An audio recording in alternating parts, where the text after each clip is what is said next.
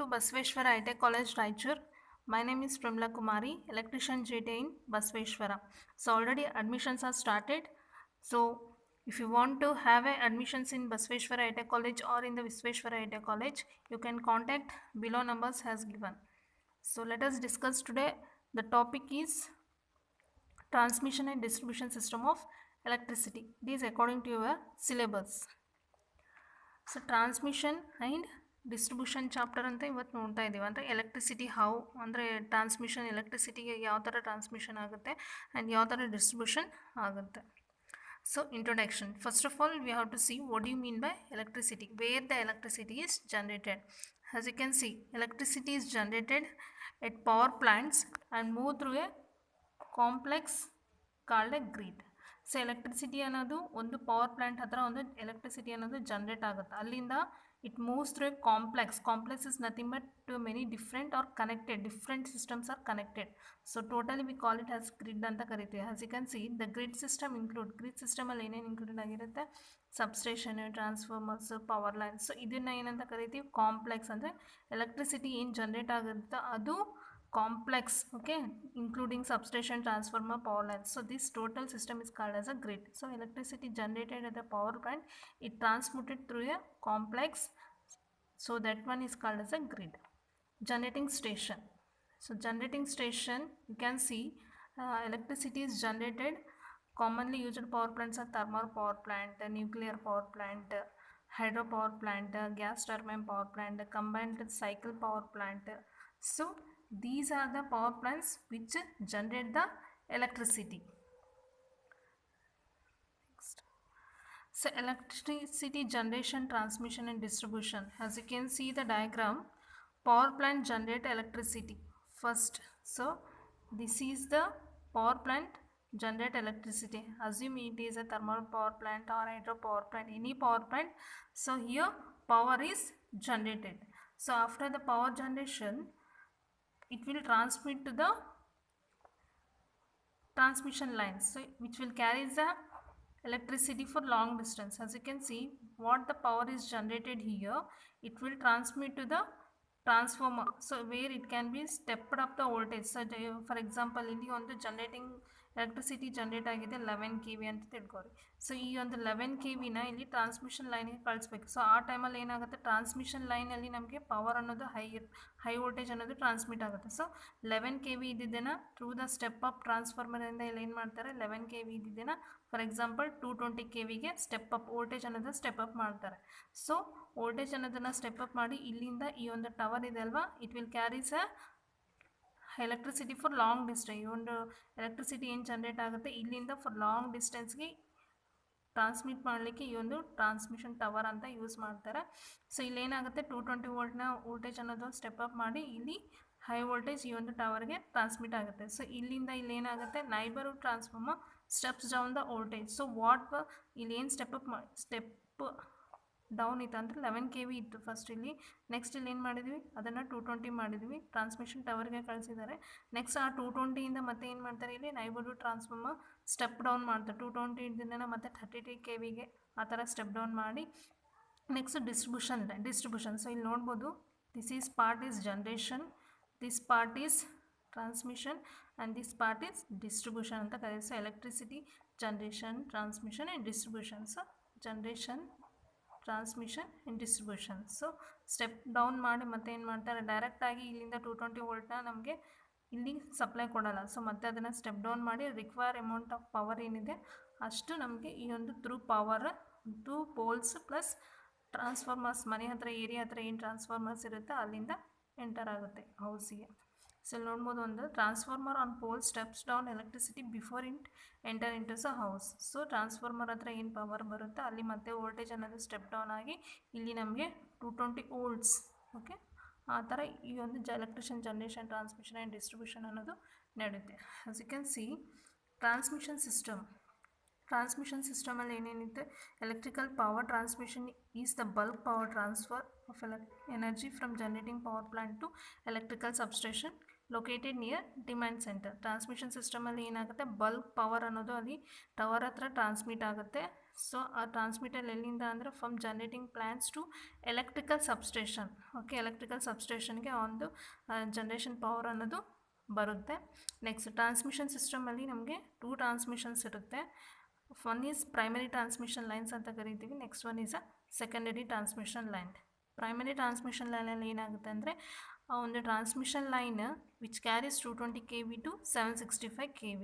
So generating ಸ್ಟೇಷನಲ್ಲಿ ಏನು power produce ಆಗಿರುತ್ತೆ ಅದು ಸ್ಟೆಪ್ ಅಪ್ ಮಾಡಿ ಇಲ್ಲಿ ಪ್ರೈಮರಿ ಟ್ರಾನ್ಸ್ಮಿಷನ್ ಲೈನ್ ಅಂತ ಕರಿತೀವಿ. ಅಲ್ಲಿ ಏನಾಗುತ್ತೆ, ವೋಲ್ಟೇಜ್ 220 ಇಂದ 765ವರೆಗೆ ಅದು ಕ್ಯಾರಿ ಮಾಡುತ್ತೆ. 220 ಇರ್ಬೋದು, 132 kV ಇರ್ಬೋದು, ಅಥವಾ 765 kV ಇರ್ಬೋದು. Where the voltage is stepped up from 11 kV supplied by generating station to 220 kV using transformer. ಈಗ ಹೇಳಿದ್ನಲ್ಲ, 11 kV ಅನ್ನೋದು ಜನರೇಟಿಂಗ್ ಸ್ಟೇಷನ್ ಹತ್ರ ಪ್ರೊಡ್ಯೂಸ್ ಆಗಿರುತ್ತೆ, ಮತ್ತು ಅದನ್ನು ಯೂಸಿಂಗ್ ಅ ಸ್ಟೆಪ್ ಅಪ್ ಟ್ರಾನ್ಸ್ಫಾರ್ಮರಲ್ಲಿ ಯೂಸ್ ಮಾಡಿ 220 kVಗೆ ಸ್ಟೆಪ್ ಅಪ್ ಮಾಡ್ತಾರೆ. ನೆಕ್ಸ್ಟ್ ಸೆಕೆಂಡರಿ ಟ್ರಾನ್ಸ್ಮಿಷನಲ್ಲಿ ಏನಾಗುತ್ತೆ ಅಂದರೆ ವೋಲ್ಟೇಜ್, ಓಕೆ, ಜನರೇಟಿಂಗ್ ಸ್ಟೇಷನಿಂದ ಏನು ಸ್ಟೆಪ್ ಅಪ್ ಮಾಡಿರ್ತೀವಲ್ಲ ಅಗೇನ್ ಅದನ್ನು ಮತ್ತೆ ಸ್ಟೆಪ್ ಡೌನ್ ಮಾಡ್ತಾರೆ ಸೆಕೆಂಡರಿ ಟ್ರಾನ್ಸ್ಮಿಷನ್ನಲ್ಲಿ, which carries 33 kV where the voltage is step down from the 222 kV to 33 kV by secondary sub-transmission. So these are the transmission system. As you can see the typical line diagram of generating station. ಯಾವ ಥರ generating station symbol step up ಯಾವ ಥರ ಮಾಡ್ತಾರೆ, step down. So primary ಟ್ರಾನ್ಸ್ಮಿಷನಲ್ಲಿ high ವೋಲ್ಟೇಜನ್ನು ಇರುತ್ತೆ. Secondary transmission ಹತ್ರ ಬಂದಮೇಲೆ ಇಲ್ಲಿ ಏನಾಗುತ್ತೆ, ಫೀಡರ್ಸ್ ಅಂತ ಕನೆಕ್ಟ್ ಮಾಡಿ ಇಲ್ಲಿ ಸ್ಟೆಪ್ ಡೌನ್ ಟ್ರಾನ್ಸ್ಫಾರ್ಮರ್. ಸೊ ಇಲ್ಲಿಂದ ಏನಾಗುತ್ತೆ, 220 ಸ್ಟೆಪ್ ಅಪ್ ಮಾಡ್ತೀವಲ್ಲ ಅಲ್ಲಿಂದ ಡೈರೆಕ್ಟಾಗಿ ಸಬ್ಸ್ಟೇಷನ್ಗೆ ಬಂದಮೇಲೆ ಸಬ್ಸ್ಟೇಷನಲ್ಲಿ ಏನು ಮತ್ತೆ ಅಗೇನ್ 220 kV ಇದೆ, 33 kV ಸ್ಟೆಪ್ ಡೌನ್ ಮಾಡ್ತೀವಲ್ಲ ಅದು ಡೈರೆಕ್ಟ್ ಬಲ್ಕ್ ಪವರ್ ಇರ್ಬೋದು. ಲೈಕ್ ಫ್ಯಾಕ್ಟ್ರೀಸ್ ಇಂಡಸ್ಟ್ರಿಗೆ ಸಬ್ಸ್ಟೇಷನಿಂದ ಡೈರೆಕ್ಟಾಗಿ ಕೊಡ್ತಾರೆ. ಬಟ್ ಹೌಸಿಗೆ ಏನಾಗುತ್ತೆ, ಅಗೇನ್ ಈ ಒಂದು 33 kV ಸ್ಟೆಪ್ ಡೌನ್ ಮಾಡ್ತಾರೆ. ಲೈಕ್ 33 kVಯಿಂದ 6.6400 volt or 230 volt. Okay, but factories or industry, large ಇಂಡಸ್ಟ್ರಿಗೆ ಇಲ್ಲಿ ಡೈರೆಕ್ಟ್ ಸಬ್ಸ್ಟೇಷನಿಂದ 220 ವೋಲ್ಟ್ ಅನ್ನೋದು 220 kV 33 kV ಅನ್ನೋದು ಇದಕ್ಕೆ ಸಪ್ಲೈ ಆಗುತ್ತೆ. ಬಟ್ ಪ್ರೈಮರಿ ಡಿಸ್ಟ್ರಿಬ್ಯೂಷನ್ ಹತ್ರ ಬಂದಮೇಲೆ ಇಲ್ಲಿ ಏನಾಗುತ್ತೆ, ಡಿಸ್ಟ್ರಿಬ್ಯೂಷನ್ ಟ್ರಾನ್ಸ್ಫಾರ್ಮರಿಂದ ಅಂದರೆ distribution side again the voltage is step down and it will supply to the consumer service main, ಈ ಥರ. ನೆಕ್ಸ್ಟ್ ಟ್ರಾನ್ಸ್ಮಿಷನ್ ಯಾವ ಥರ ಈ ಒಂದು ಟ್ರಾನ್ಸ್ಮಿಷನ್ ಲೈನ್ ಕ್ಯಾರಿ ಮಾಡ್ಬೋದು ಅಂದರೆ ನೋಡ್ಬೋದು. Transmission can be done by overhead line system or underground cable system. Overhead line system, so this is as you can see in the diagram, underground cable system ಅಂತ ಕರೀತಾರೆ. This is overhead line system. So transmission ಈ generating power ಏನಿರುತ್ತೆ ಅದು ಯಾವ ಥರ transport ಮಾಡ್ಬೋದು ಅಂದರೆ over head ಲೈನ್ಸಿಂದ ಮಾಡ್ಬೋದು ಅಥವಾ ಥ್ರೂ ಅಂಡರ್ಗ್ರೌಂಡ್ ಕೇಬಲ್ಸಿಂದ ಮಾಡ್ಬೋದು. ಸೊ ಓವರ್ ಹೆಡ್ ಲೈನ್ಸಲ್ಲಿ ಏನೇನು ಅಡ್ವಾಂಟೇಜಸ್ ಅಂದರೆ easier to repair if damage. So ಓವರ್ ಹೆಡ್ಡಲ್ಲಿ ನಮಗೆ ಇಲ್ಲಿ ಏನಾದರೂ ಡ್ಯಾಮೇಜ್ ಆದರೆ ಅದು ನೋಡಿಬಿಟ್ಟು ಈಸಿಯಾಗಿ ರಿಪೇರಿ ಮಾಡ್ಬೋದು. Next they are not restricted by lands ಇಲ್ಲಿ ನೋಡ್ಬೋದು ಲ್ಯಾಂಡ್ಸ್ಕೇಪಲ್ಲಿ ಅಲ್ಲಿ ರಿಸ್ಟ್ರಿಕ್ಟೆಡ್ ಏನೂ ಇರಲ್ಲ. Next maintenance cost is more, but ಇದನ್ನು ಮೇಂಟೈನ್ ಮಾಡಬೇಕಂದ್ರೆ ಇದಕ್ಕಂದ್ರೆ ಓವರ್ ಹೆಡ್ ಇರೋದ್ರಿಂದ ಅಲ್ಲಿ ವಿಸಿಬಲ್ ಇರುತ್ತೆ. ಸೊ ಕಂಡಕ್ಟರ್ಸ್ ಅನ್ನೋದು ಬ್ರೇಕ್ ಆಗಿ ಹತ್ತಿಗೆ ಕರೆಂಟ್ ಅನ್ನೋದು ಟ್ರಾನ್ಸ್ಫರ್ ಆಗೋ ಚಾನ್ಸಸ್ ಇರುತ್ತೆ. So maintenance is required. Next less public safety. ಇದು safety for it is not safety for public. Okay, so ನೋಡ್ಬೋದು ಲೈನ್ಸ್ ಎಲ್ಲ ಹೋಗ್ತಾ ಇರುತ್ತೆ, ಅಲ್ಲಿ ಪಬ್ಲಿಕ್ ಅನ್ನೋದು it is not for safety for public. They can operated up to 400 kV or higher. So overhead transmission ಎಲ್ಲಿವರೆಗೆ ನಾವು transmit ಮಾಡ್ಬೋದು voltage ಅಂದರೆ ಕೆಪಾಸಿಟಿ ಏನಂದರೆ 400 kV or above the 400 kV we can transmit through the overhead line. Next underground cable system.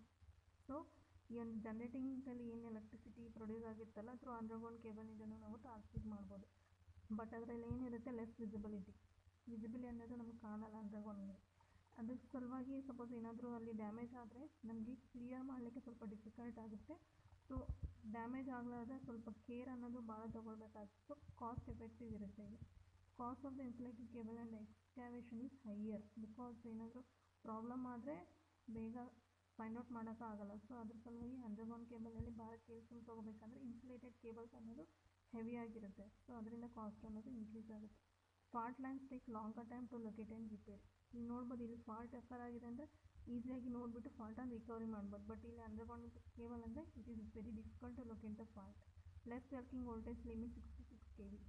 Underground ಕೇಬಲಿಂದ ನಾವು ಎಷ್ಟು generating ಪವರ್ನ ಕಳಿಸ್ಬೋದು ಟ್ರಾನ್ಸ್ಮಿಟ್ ಮಾಡ್ಬೋದು ಅಂದರೆ up to 66 kV. But overhead ಲೈನಿಂದ 400 kV ಅಥವಾ ಹೈಯರ್ ಪವರ್ ಅನ್ನೋದನ್ನು ಟ್ರಾನ್ಸ್ಮಿಟ್ ಮಾಡ್ಬೋದು. Next, substation. A station in the power transmission system at which electrical power is transmitted to a convenient used form. Substation is nothing but ಅಲ್ಲಿ power ಅನ್ನು ಬರುತ್ತಲ್ವ ಅಲ್ಲಿಂದ conveniently used ಫಾರ್ಮಲ್ಲಿ ನಲ್ಲಿ electrical power ಅನ್ನೋದು transfer ಆಗುತ್ತೆ. Next its main function ಏನು ಅಂದರೆ ಸಬ್ಸ್ಟೇಷನ್ದು ಎನರ್ಜಿ ಅನ್ನೋದನ್ನು ರಿಸೀವ್ ಮಾಡ್ಕೊಳ್ಳುತ್ತೆ ಎಟ್ ಹೈ ವೋಲ್ಟೇಜ್. ಓಕೆ, ಅಲ್ಲಿ ಜನರೇಟಿಂಗ್ ಸ್ಟೇಷನಿಂದ ಸ್ಟೆಪ್ ಅಪ್ ಮಾಡಿಕೊಂಡು ಹೈ ವೋಲ್ಟೇಜ್ ಇರುತ್ತಲ್ವ, ಸೊ ಸಬ್ಸ್ಟೇಷನ್ ಈ ಒಂದು ಹೈ ವೋಲ್ಟೇಜ್ನ ಜನರೇಟಿಂಗ್ ಸ್ಟೇಷನಿಂದ ರಿಸೀವ್ ಮಾಡ್ಕೊಳ್ಳುತ್ತೆ. ನೆಕ್ಸ್ಟ್ ಅಲ್ಲಿ ಏನಾಗುತ್ತೆ, the step up or step down the voltage to value operated for local use and so as per our requirement ಅಲ್ಲಿ ವೋಲ್ಟೇಜ್ ಅನ್ನೋದು ಸ್ಟೆಪ್ ಅಪ್ ಮಾಡ್ತಾರೆ, ಸ್ಟೆಪ್ ಡೌನ್ ಮಾಡ್ಬೋದು in substation. So local use and remote facilities for switching. So ಈ ಸಬ್ಸ್ಟೇಷನಲ್ಲಿ ಏನೇನು include ಇರುತ್ತೆ ಅಂದರೆ transformers ಇರ್ತವೆ, ಸ್ವಿಚಸ್ ಇರುತ್ತೆ. ಟ್ರಾನ್ಸ್ಫಾರ್ಮರ್ ಎದಕ್ಕಂದರೆ step up and step down ಮಾಡಲಿಕ್ಕೆ, ಸ್ವಿಚಸ್ ಎದಕ್ಕಂದರೆ to control the voltages. Next circuit breaker has I explained is use to interrupt the circuit well current is flowing through them. Current ಅನ್ನೋದನ್ನು interrupt ಮಾಡಲಿಕ್ಕೆ ಅದು circuit breaker ಅನ್ನೋದನ್ನೇ use ಮಾಡ್ತಾರೆ. Next ಸಬ್ಸ್ಟೇಷನಲ್ಲಿ ಏನೇನಿರುತ್ತೆ ಅಂದರೆ ಬಸ್ ಬಾರ್ ಅಂತ ಇರುತ್ತೆ. ಬಸ್ ಬಾರ್ ಅಂದರೆ conductor carrying electrical current to which many connection can be made. So bus bar ಹತ್ರ ಮೆನಿ ಕನೆಕ್ಷನ್ಸ್ ಅನ್ನೋದು ಇರುತ್ತೆ. ಸೊ ಅಲ್ಲಿಂದ ಕರೆಂಟ್ ಅನ್ನೋದು ಕ್ಯಾರಿ ಮಾಡುತ್ತೆ. ನೆಕ್ಸ್ಟ್ ಸಬ್ಸ್ಟೇಷನಲ್ಲಿ ಏನೇನಿರುತ್ತೆ ಅಂದರೆ ಲೈಟ್ನಿಂಗ್ ಅರೆಸ್ಟರ್ ಅಥವಾ ಸರ್ಜ್ ಅರೆಸ್ಟರ್ ಅಂತ ಕರೀತಾರೆ. ಸೊ ಡ್ಯೂ ಟು ಈಗ ನೋಡ್ಬೋದು ರೇನಿ ಸೀಸನಲ್ಲಿ ಲೈಟ್ನಿಂಗ್ ಅನ್ನೋದು ಭಾಳ ಇರುತ್ತೆ. ಸೊ ಅದನ್ನು ಡೈರೆಕ್ಟಾಗಿ ಗ್ರೌಂಡಿಗೆ, ಓಕೆ ಇಲ್ಲಿ ನೋಡ್ಬೋದು, use to provide necessary path to ground for power surges. ಏನು ಪವರ್ ಸರ್ಜಸ್ ಎಫೆಕ್ಟ್ ಆಗುತ್ತೋ ಅವನ್ನ ಡೈರೆಕ್ಟ್ಲಿ ಗ್ರೌಂಡ್ ಪಾತಿಗೆ ಕಳಿಸ್ಲಿಕ್ಕೆ ಈ ಒಂದು ಲೈಟಿಂಗ್ ಅರೆಸ್ಟರ್ ಅಥವಾ ಸರ್ಜ್ ಅರೆಸ್ಟರ್ ಅನ್ನೋದನ್ನು ಯೂಸ್ ಮಾಡ್ತಾರೆ. As you can see, so this is a complete picture of the generating ಸ್ಟೇಷನಿಂದ ಹೈ ವೋಲ್ಟೇಜಿಗೆ ಬರುತ್ತೆ, ಅಲ್ಲಿಂದ ಈ ಒಂದು ಲೈಟ್ನಿಂಗ್ ಅರೆಸ್ಟರ್ ಕನೆಕ್ಟ್ ಮಾಡಿರ್ತಾರೆ. ಸೊ ನೋಡ್ಬೋದು ಲೈಟ್ನಿಂಗ್ ಅರೆಸ್ಟರ್. ನೆಕ್ಸ್ಟ್ ಇಲ್ಲಿ ಸ್ವಿಚ್ ಗೇರ್ ಅನ್ನೋದು ಯೂಸ್ ಮಾಡ್ತಾರೆ. ಟ್ರಾನ್ಸ್ಫಾರ್ಮರ್ಸ್ ಇರುತ್ತೆ, ಬಸ್ ಬಾರ್ ಕರೆಂಟನ್ನ ಕ್ಯಾರಿ ಮಾಡ್ತಿರುತ್ತೆ. ಇಲ್ಲಿ ನೋಡ್ಬೋದು shielded wire and diverted to the ground through the towers. Okay, ಇಲ್ಲಿ ನೋಡ್ಬೋದು ಲೈಟ್ನಿಂಗ್ ಅರೆಸ್ಟರ್ ಯೂಸ್ ಮಾಡಿದಾಗ ಏನಾಗುತ್ತೆ, ಲೈಟ್ನಿಂಗ್ ಬಂದಾಗ ಡೈರೆಕ್ಟ್ಲಿ ಇದು ಇಲ್ಲಿಂದ ಗ್ರೌಂಡಿಗೆ ಕಳಿಸುತ್ತಾ, ಏನು ಎಫೆಕ್ಟ್ ಆಗಲಾರ್ದಂಗೆ bus bar. Okay, this is about the complete about the substation. Next distribution system. Distribution ಅಂದರೆ ಫಸ್ಟು ಜನ್ರೇಷನ್ ಆಯಿತು, ಅಲ್ಲಿಂದ ಎಲ್ಲಿ ಕಳಿಸಿದ್ವಿ ಸಬ್ಸ್ಟೇಷನ್, ಅಲ್ಲಿಂದ ಈಗ finally distribution. It is the final stage in the delivery of electrical power. ಇದೊಂದು distribution system is nothing but the final stage. It carries electricity from the transmission system to individual consumers. So ಎಲೆಕ್ಟ್ರಿಸಿಟಿಯಿಂದ ಒಂದು transmission ಸಿಸ್ಟಮಿಂದ ಒಂದು ಎಲೆಕ್ಟ್ರಿಸಿಟಿನ carry ಮಾಡಿಕೊಂಡು individual ಕನ್ಸ್ಯೂಮರ್ಸ್ಗೆ ಇಲ್ಲಿ distribution through substitute ಆಗುತ್ತೆ. Distribution ಸಿಸ್ಟಮಲ್ಲಿ ಯಾವ ಥರ ಕಾನ್ಸೆಪ್ಟ್ ಆಗಿದೆ ಅಂದರೆ primary distribution, secondary distribution. Okay, so distribution ಸಿಸ್ಟಮಲ್ಲಿ ಪ್ರೈಮರಿ ಡಿಸ್ಟ್ರಿಬ್ಯೂಷನ್, ಸೊ ಇಲ್ಲಿ ಏನಾಗುತ್ತೆ ಅಂದರೆ ಕ್ಯಾರಿ ಮೀಡಿಯಮ್ ವೋಲ್ಟೇಜ್ 11 kV ಅನ್ನೋದನ್ನು ಕ್ಯಾರಿ ಮಾಡ್ಕೊಳ್ತಾ where the voltage is step down. So again ಇಲ್ಲಿ ಏನಾಗುತ್ತೆ 11 kVಯಿಂದ ಅಲ್ಲಿ ಏನು ಮಾಡ್ತಾರೆ 33 kVಗೆ ಸ್ಟೆಪ್ ಅಪ್ ಮಾಡ್ಕೊತೀವಿ. Again it is step down to 11 kV by distribution sub transformer supply to commercial and industrial purpose. So industrial purpose ಮತ್ತು ಕಮರ್ಷಿಯಲ್ ಪರ್ಪಸ್ಗೆ ಈ ಒಂದು ವೋಲ್ಟೇಜ್ ಪ್ರೈಮರಿ ಡಿಸ್ಟ್ರಿಬ್ಯೂಷನಲ್ಲಿ ನಡೆಯುತ್ತೆ. Next secondary distribution line, again it is step down. Okay, primary ಡಿಸ್ಟ್ರಿಬ್ಯೂಷನಲ್ಲಿ step down ಆಗುತ್ತೆ, ಮತ್ತು secondary ಡಿಸ್ಟ್ರಿಬ್ಯೂಷನಲ್ಲಿ ಇನ್ನು ಪ್ರೈಮರಿ ಡಿಸ್ಟ್ರಿಬ್ಯೂಷನಲ್ಲಿ ಎಷ್ಟು ವೋಲ್ಟೇಜ್ ಸ್ಟೆಪ್ ಡೌನ್ ಆಗಿತ್ತು ಅದಕ್ಕಿಂತ ಸೆಕೆಂಡರಿ ಡಿಸ್ಟ್ರಿಬ್ಯೂಷನಲ್ಲಿ ಇನ್ನೂ ವೋಲ್ಟೇಜ್ ಅನ್ನೋದು ಸ್ಟೆಪ್ ಡೌನ್ ಆಗುತ್ತೆ. So as you can see 11 kV to 415 ಅಥವಾ 240 volt by service transformer by supply to the commercial small scale ಅಥವಾ ರೆಸಿಡೆನ್ಷಿಯಲ್ ಇರ್ಬೋದು. ನೆಕ್ಸ್ಟ್ ಡಿಸ್ಟ್ರಿಬ್ಯೂಷನ್ ಸಿಸ್ಟಮಲ್ಲಿ again it is divided into feeders. Okay, feeders are nothing but is a conductor which connects the substation to the area where the power is to be. Feeders are nothing but it is like a conductor. A conductor ಏನು ಮಾಡುತ್ತೆ, substation to distribution ಎಲ್ಲಿ power ಅನ್ನೋದು distribute ಮಾಡುತ್ತೆ area, ಆ ಒಂದು conductor ಅನ್ನೋದು feeders ಅಂತ ಕರೀತಾರೆ. ಇಲ್ಲಿ no tapping is taken to the consumer from feeder. So ಅಲ್ಲಿ ಎಲೆಕ್ಟ್ರಿಸಿಟಿ ಸಬ್ಸ್ಟೇಷನಿಂದ ಏರಿಯಾಗೆ ಕಳಿಸ್ತಾರಲ್ಲ ಅಲ್ಲಿಂದ ಟ್ಯಾಪಿಂಗ್ ಅನ್ನೋದು ಇಲ್ಲಿ ಮಾಡೋಕ್ಕೆ ಆಗಲ್ಲ. Next distributors are conductor from which numerous tapping from the pole mounted transformer is taken. As you can see in the area, one poles are mounted. From there we can take tappings, okay, to the consumers. The current through it constant because tappings are taken at variable level. So ಈ ಪೋಲಲ್ಲಿ current ಅನ್ನೋದು constant ಇರುತ್ತೆ, so variable ಇರಲ್ಲ.